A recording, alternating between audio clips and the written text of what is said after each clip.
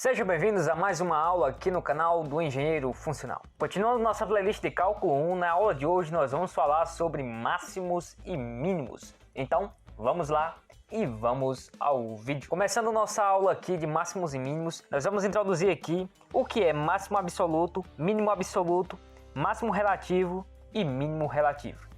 Bem, vamos nos atentar aqui a esse gráfico.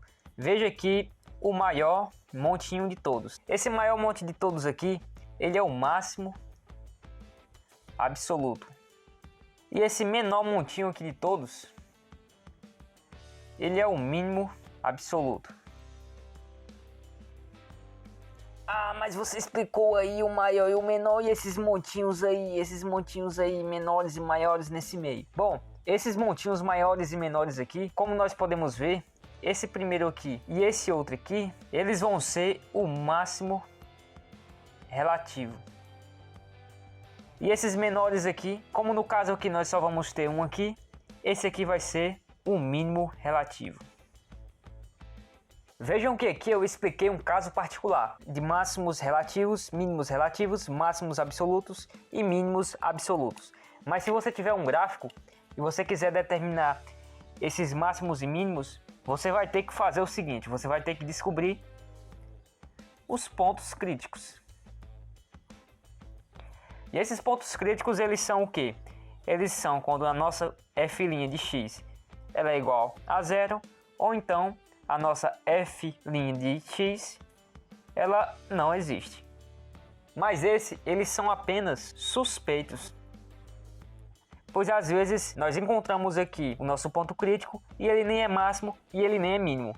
Às vezes ele é apenas um ponto de inflexão. Então, como nós descobrimos se ele é um máximo ou ele é um mínimo? Nós vamos nos atentar ao seguinte. Imagine aqui um gráfico da seguinte forma.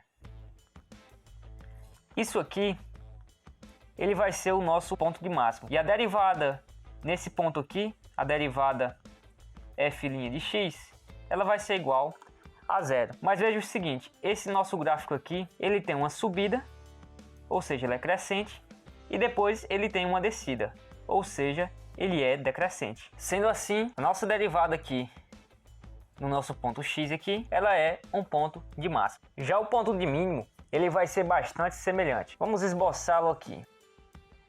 O ponto de mínimo, nós teremos aqui um ponto aqui no ponto x, e aqui nós teremos um ponto de mínimo. Nesse ponto de mínimo aqui, nós teremos aqui que o gráfico ele vai vir aqui decrescendo e depois ele vai vir aqui crescendo. E aqui nós temos um ponto crítico, ou seja, nesse ponto aqui a f' de x, ou seja, a derivada de x, ela vai ser igual a zero. O que nós podemos absorver através desse exemplo? Nós podemos absorver o seguinte, que para que tenha um ponto de máximo ou mínimo, a nossa f de x, a nossa f' aqui de x, vai ser igual a zero, ou seja, existirá um ponto crítico. E em segundo lugar, o sinal da nossa f' de x igual a zero, ele deve trocar. Sendo assim, quando nós tivermos aqui, quando o nosso gráfico subir e depois descer, nós teremos um ponto de máximo. E quando ele descer e depois subir, nós teremos um ponto de mínimo. Eu aposto que você lembra que a gente falou dos pontos de inflexão e que nós devemos tomar bastante cuidado com eles. Por que nós temos que tomar cuidado com eles? Pois imagine o seguinte, nós temos aqui um gráfico e aqui ele é um ponto de inflexão. Nesse ponto de inflexão aqui, a nossa derivada aqui nesse ponto, ela é igual a zero. Ou seja, isso aqui ele é um ponto crítico. Mas para ele ser um ponto de máximo ou então um ponto de mínimo, a nossa setinha aqui ela tem que subir e depois descer. Ou então descer e depois subir. E aqui nesse ponto de inflexão, ela vai subir e depois ela vai subir.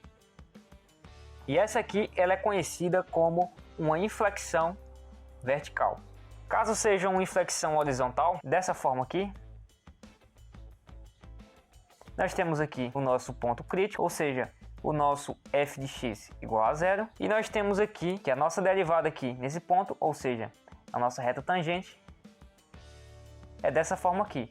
Ou seja, isso aqui é uma inflexão horizontal. Sendo assim, o nosso gráfico aqui, ele está subindo dessa forma aqui e depois ele está subindo aqui dessa forma aqui. Ou seja, isso aqui nem é um ponto de máximo e nem é um ponto de mínimo. Ele é apenas uma inflexão. Nós chegamos ao final de mais uma aula aqui no canal do Engenheiro Funcional. Se você gostou, por favor, curta, comente e indique para os amigos.